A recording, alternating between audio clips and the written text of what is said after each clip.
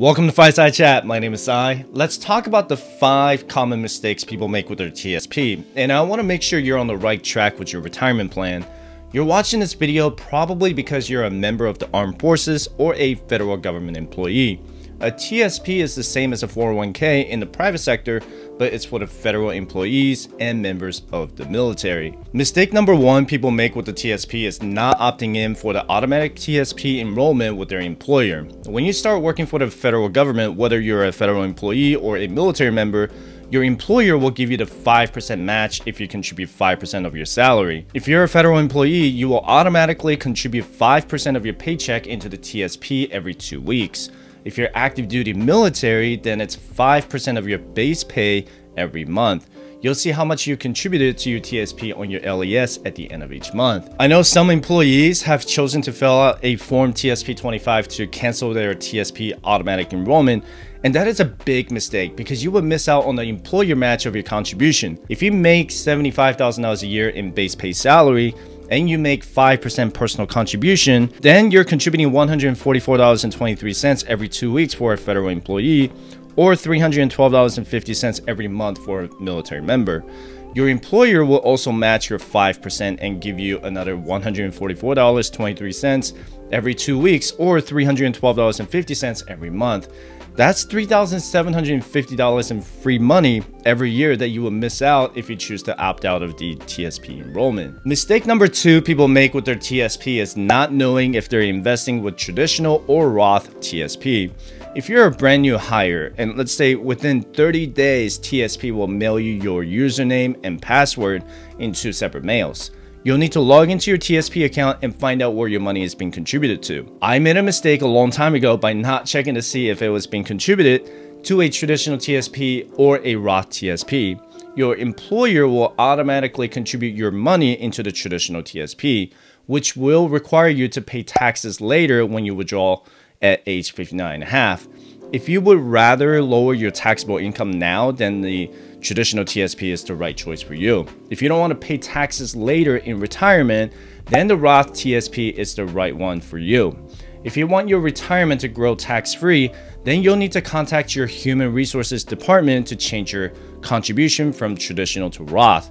For federal employees, your employer will most likely provide a website to change your election from traditional to Roth. For military members, you'll have to log into MyPay where you get your LESs and then click on Thrift Savings Plan and change your deduction from traditional TSP to Roth TSP.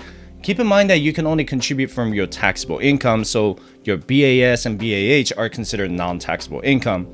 In my opinion, I would rather pay taxes now than later in retirement. I can only assume the government will raise taxes in the future. Mistake number 3 people make with their TSP is not knowing what they're investing in. Your employer will automatically invest your money into the target retirement fund based on your age. If you're 30 years old, then they'll most likely pick the 2055 or 2060 life cycle fund because that's when you approach your retirement age. TSP's target retirement fund's expense ratio isn't so bad if you compare it to the 401k in the private sector. The 2055 life cycle fund is 0.048% or 48 cents every $1,000 you have in account balance.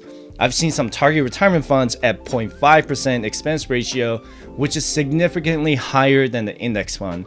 If you don't want to stress about the individual funds, then the target retirement fund is the right choice for you. They are well diversified between C, S, I, G, and F funds. However, if you're young, then you might want to take advantage of the potential growth with C, S, and I funds. The C fund matches the performance of the S&P 500 index. The S fund carries more risk because it invests in small and medium-sized US companies, so it has high risk and high reward. The I fund invests in the large cap non-US companies, but I'm just not a fan of the non-US stocks at the moment looking at their past performances. I like the rule of 120, which is to subtract your age from 120 and that's your asset allocation. If you're 25, so 120 minus 25 is 95, then you should have 95% stocks and 5% bonds. If you're 30, then it's 90% stocks and 10% bonds. you probably don't want to put all your eggs in the same basket, right? If you don't like bonds, then maybe split your investment between C and S funds. If you want to diversify more, then split your investments between C, S, and I funds.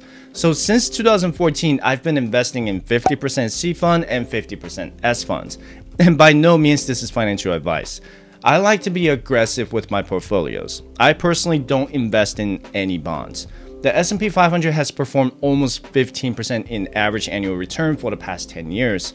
If you look at its year-to-date performance in 2022, it is down over 8%, and that's 2% away from the correction territory. My assessment is that this is a temporary setback with what's going on in Ukraine and the Federal Reserve raising interest rates throughout 2022. I'm still looking at it from the long-term perspective. Even if 2022 ends with a negative return, I'm still optimistic about the future growth of our economy. Mistake number 4 people make with their TSP is taking out a TSP loan. Guys, I did this. I did it because I was going through a financial hardship, but that was because I didn't budget correctly. I took out a TSP loan to fix my symptom, and I didn't fix my core issues. I was not living below my means. So taking out the TSP loan did not fix my cash flow problem. It just became a bigger problem because I had to make a minimum payment on the loan. Besides, if you leave your job before you fully pay back the loan, then it becomes a taxable distribution. So you'd be penalized with taxes for the loan that you took out. Let me show you what happened to my TSP when I took out the loan. I had $20,000 invested in 2014. I took out a $10,000 loan with 4% interest for 5 years. My monthly payment was about $180. My interest total would have been about $1,000 for 5 years, and on top of that, I had to stop contributing to the TSP until I fully paid back the loan. I decided to pay back the loan as soon as I could, and I managed to pay back $10,000 within a year. However, I missed out on the gains in 2014. Not only did I miss out my TSP contributions, I also missed out on the 14% growth with the S&P 500 in 2014. With compounding growth, I probably missed out on thousands of dollars in compound interest. So bottom line with the TSP, do whatever you can to not touch it, even if it's to consolidate your debt. It's not worth it. You might argue with me that your credit cards are 19 or 20% in interest, but you have to ask yourself how you got yourself into that situation with a credit card debt. Why would you borrow your retirement to pay off credit cards when you haven't even fixed the symptom yet? You're essentially taking out more debt to pay off another debt.